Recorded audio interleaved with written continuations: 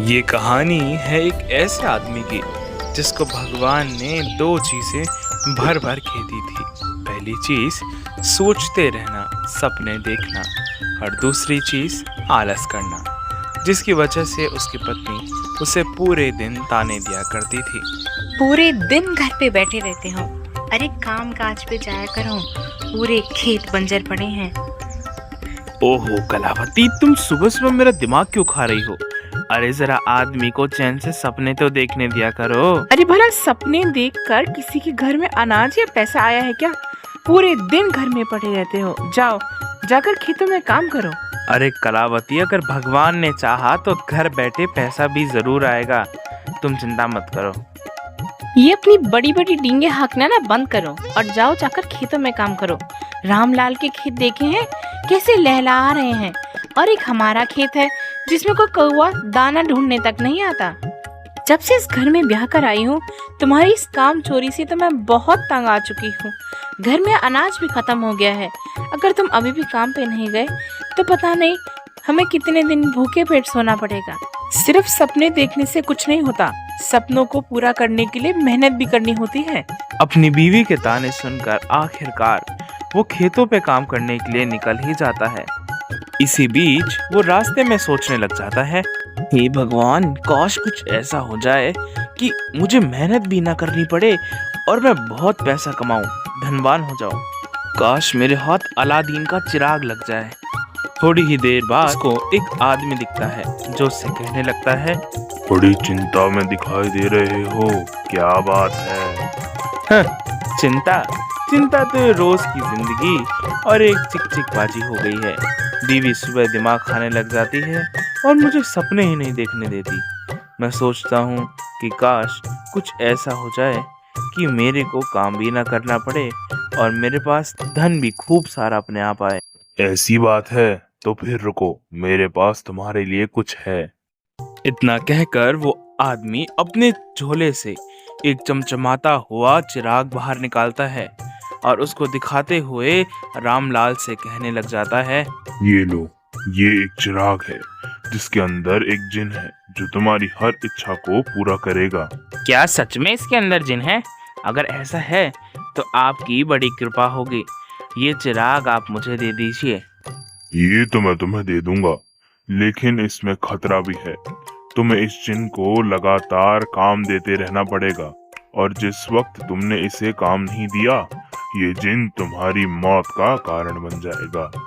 खैर, इस चिराग को हाथ में पकड़कर 3 बार प्रकट हो बोलना है। ये जिन इस चिराग से बाहर आ जाएगा और तुम्हारी हर इच्छा को पूरा करेगा। लेकिन मेरे बताए हुए इस नियम को याद रखना, तुम्हें इसे हमेशा काम पर लगाए रखना होगा। उस आदमी की ऐसी बातें सुनकर रामलाल उस पर आसानी से विश्वास कर लेता है और उस चिराग को लेकर अपने घर को निकल जाता है।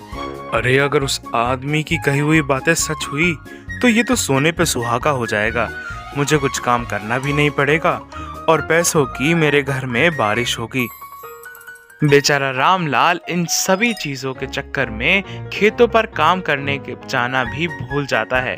लौटकर अपनी बीवी को सारी बातें बताने लगता है, जिसे सुनकर उसकी बीवी गुस्से से उससे कहती है, सच में कोई इतना बेवकूफ आखिर में कैसे हो सकता है? उसने बोला और आपने मान लिया। जिन विन जैसा कुछ नहीं होता। अरे नहीं होता तो क्या हुआ, एक बार कोशिश करने में क्या जा रहा है? क्या पता इस चिराग में सच में जिन हो और वो हमारी सारी इच्छाओं को पूरा कर दे। खैर, अब जब मेरा पति ही इतना मंद बुद्धि का है तो इसमें मैं क्या कर सकती हूँ? अब मेरे पास कोई और चारा भी नहीं है। चलिए अब वो मंत्र पढ़िए जो उस साधु ने आपको दिया था। अभी दूध का दूध और पानी का पानी हो जाएगा।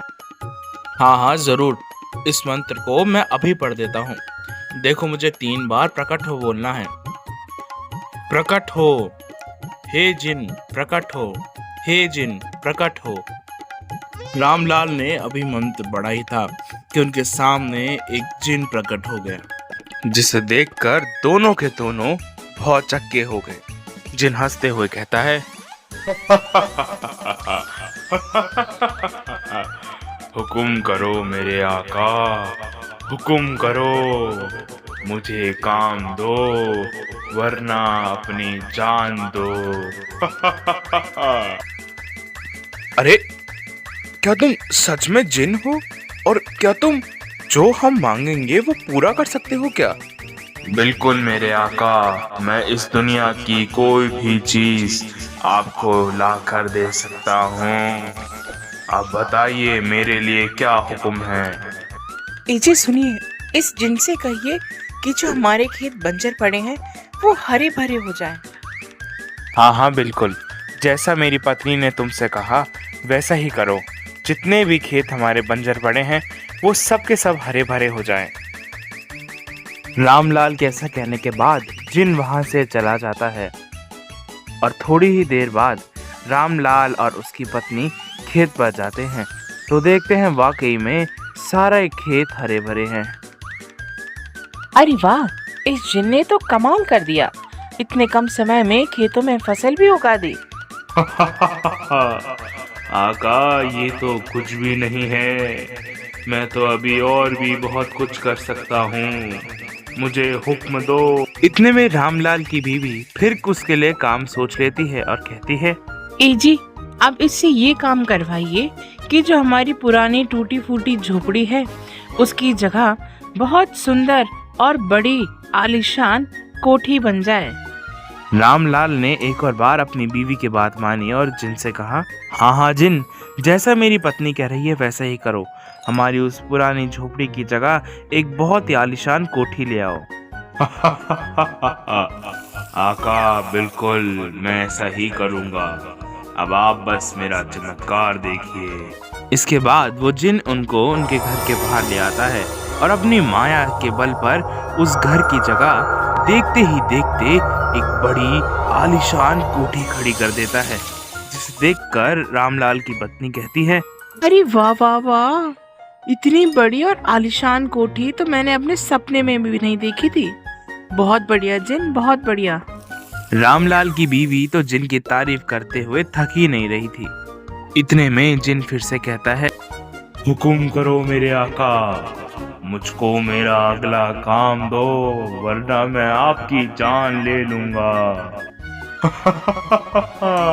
आहा जिन, अगला काम भी तुम्हारे लिए तैयार है, लेकिन उससे पहले जरा इस कोठी के अंदर चल के हम देख तो लें। इसके बाद वो लोग उस कोठी के अंदर जाते हैं। कोठी वाकई आलीशान होती है। अरे बहुत खूब, ये कोठी तो वाकई में अंदर से भी काफी आलीशान है। सभी प्रकार की सुख सुविधाओं का सामान भी उपलब्ध है। अब हमारे सामने सोना चांदी रुपया पैसा प्रकट हो जाए, इस जिन से ऐसा करने को कहिए।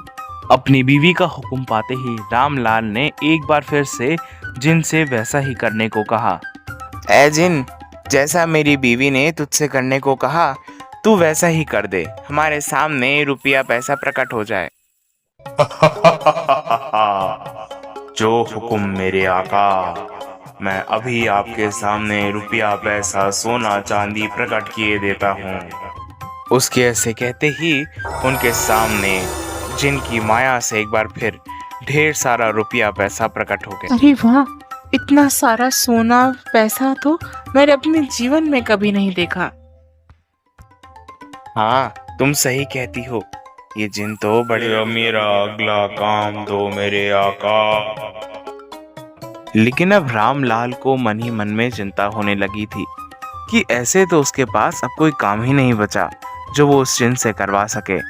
कहीं उसकी जान को अब खतरा ना हो जाए, इसीलिए वो उसे कुछ भी काम बता देता है। जाओ जिन, जाकर 7 समुंदर और 4 तालाब खोद के आओ। रामलाल का आदेश पाते ही वो जिन वहां से उड़ता हुआ चला गया।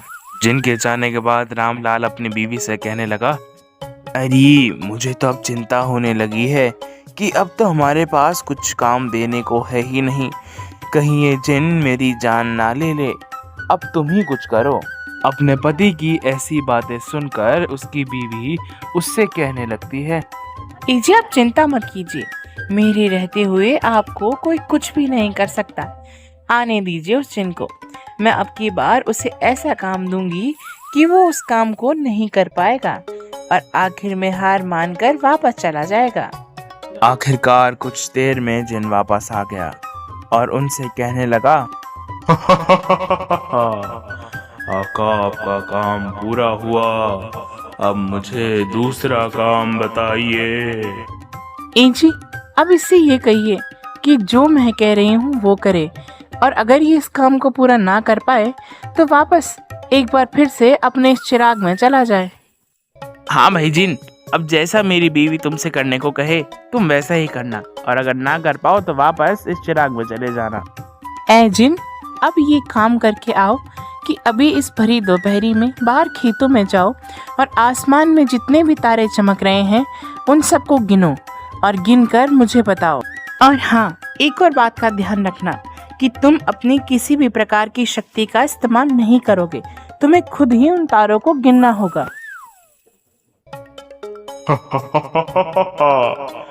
इसमें कौन सी बड़ी बात है, मैं अभी सभी तारों को गिन कर आता हूँ। जिन उस समय तो अपने घमंड में चकनाचूर होकर इस शर्त को मान जाता है और तारे गिनने के लिए चला जाता है। अपनी बीवी की तरकीब देखकर रामलाल अपनी बीवी से कहता है, अरे वाह वाह वाह, तुम तो कितनी होशियार निकली। तुमने उस मूर्ख जिन को ऐसा काम दिया जिसे वो तो क्या कोई भी नहीं कर सकता। सो तो है, अब वो जिन इस काम को पूरा नहीं कर पाएगा। खैर, कुछ भी हो, आपकी इस बेवकूफ़ी की वजह से ही सही हमें आज इतना धन दौलत और पैसे मिल पाए हैं। अब हम आराम से जीवन जिएंगे। जिन जोश जोश में तो वहां चला जाता है, लेकिन वहां जाकर वो देखता है कि आसमान में तारे तो क्या एक भी परिंदा नहीं। अरे ये क्या, आसमान में तो एक भी पक्षी नहीं, तो तारे कहाँ से देखूंगा। आसमान में तो मुझे एक भी तारा नजर नहीं आता। ये मैंने क्या कर दिया। 400 साल से उस चिराग में मैं कैद था, अब मुझे वापस से उसमें ही कैद होना पड़ेगा। बेचारा जिन वहां से हताश होकर वापस चला जाता है। बेचारा जिन अब उदास हो गया क्योंकि अब उसके वापस जाने का समय आ गया था। क्या हुआ प्यारे जिन, तुम तारे नहीं गिन पाए क्या?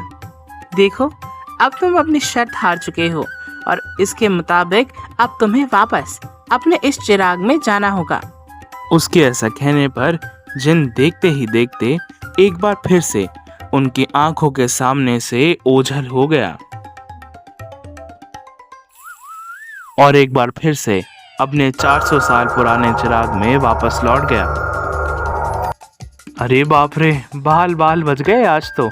अब मुझे समझ में आ गया है कि बिना मेहनत का फल कितना खतरनाक होता है। कहते हैं ना, जान बची सो लाखों पाए, लौट के बुद्धू घर को आए। आखिरकार आपको अकल तो आई कि मेहनत करना कितना ज्यादा जरूरी है। आज से ही और अभी से आप मेहनत करना शुरू कर दीजिए।